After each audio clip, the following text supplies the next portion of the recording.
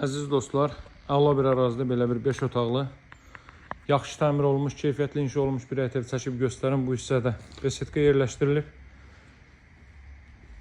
Təmirə dair son tamamlanma işləri gedir.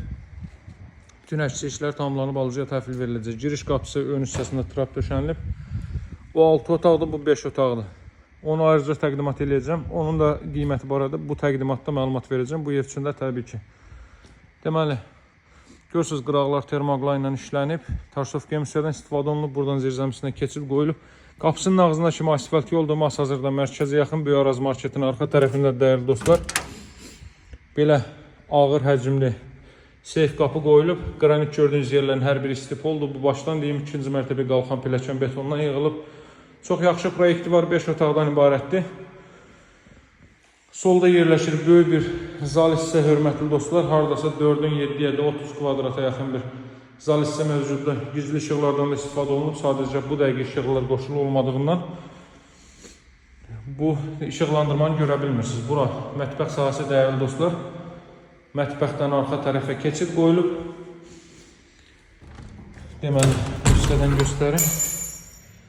Burada belə bir sahə saxlanılıb. Fikir verin, kombi aparatının yeri buradadır. Ev 4 tərəfdən suvağlıdır. Bu hissəni əlavə paltar asmaq üçün də və digər məqsədlər üçün də istifadə edə biləcəksiniz.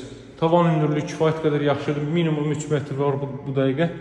Bura ilk mərtəbənin yataq otağıdır. Gəlin qonaqlar üçün, yaşlı şəxslər üçün otaqlar istisna olmaqla digər bütün tərəfləri istip oldu.